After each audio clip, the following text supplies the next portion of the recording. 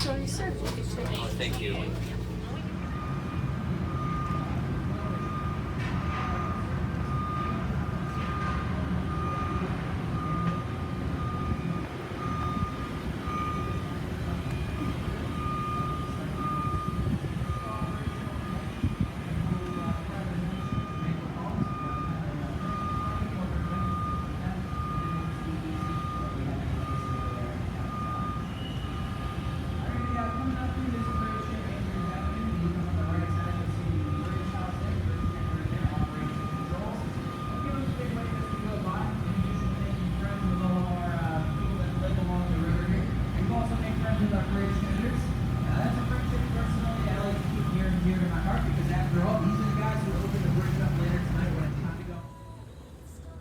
Why, hello.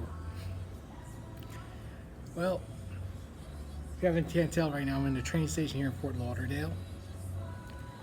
Okay, I just came out of Spider-Man Far From Home. This is the first Marvel film, and yes, it is an immediate sequel to Endgame. Okay, apparently, according to the story, it happens 5 years after the previous film. It's weird because 5 years ago, Spider-Man looked like Andrew Garfield. I'm going to give you a little spoiler. Someone from the Raimi films comes back and reprises a role. I'm not going to tell you who.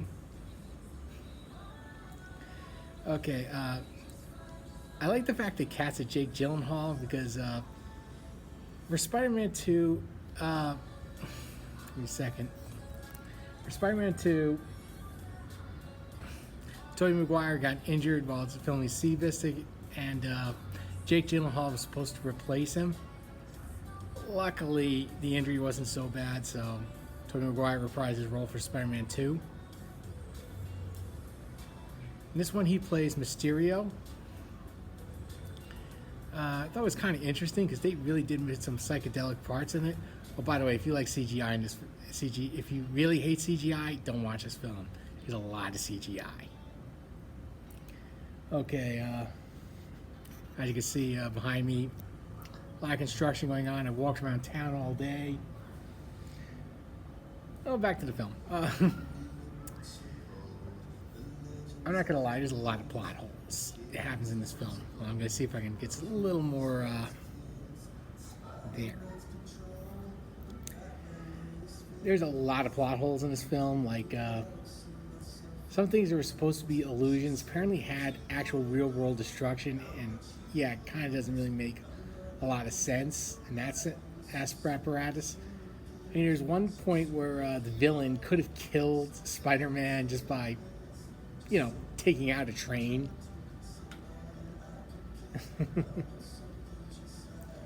But, yeah, this plays a lot with the idea of what is real, once again,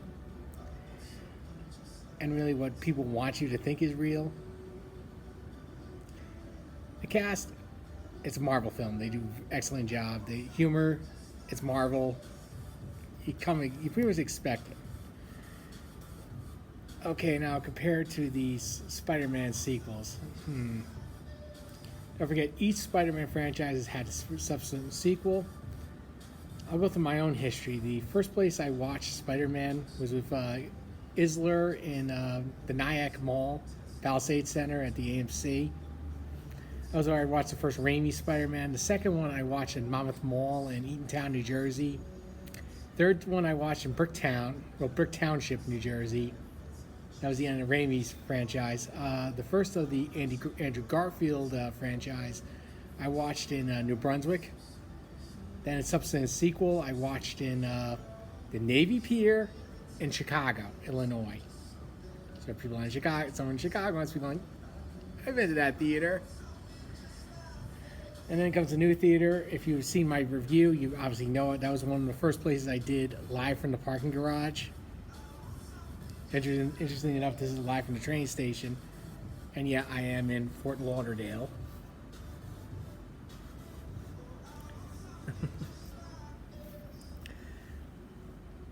Okay, compared to the other sequels, I just don't like to say this, but Spider-Man 2 is still the best. The Raimi's second Spider-Man. out of sequels.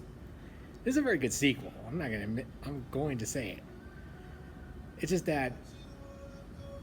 I mean, it did progress the story. I mean, it had one of the best. Kind of weird. They actually did a. Remember how in Spider-Man 2 the reveal to MJ, how dramatic it was. This one there's a reveal. Someone where Spider-Man reveals himself. It's done very casually and nonchalant. I mean, it worked for the situation. Just try to keep away from spoilers as much as possible. I do give this a slight recommendation to watch. I mean, I watch it in IMAX here. What else can I say about it?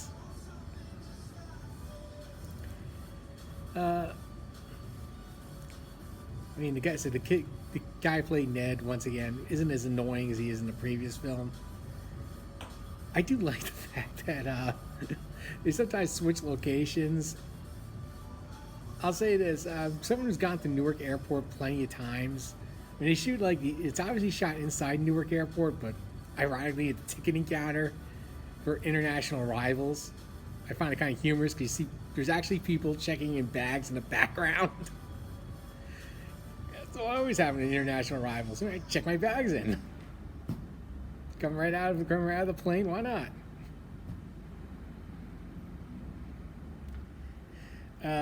And then, of course, they switch, and it's obviously, I think it's Melbourne International Airport. They switch right off. There's a lot of that. As I said, there's a lot of collateral damage in this one, especially in Venice and London. I guess they can kind of explain it. It has something more to do with what the apparatus that's causing the illusions, that's actually causing this. It's going to really end it right here. Anyway, I do give this a B+. It's not as good as the first one. Not very bad either. So I recommend you go out and watch it. Till next time, bye from Fort Lauderdale.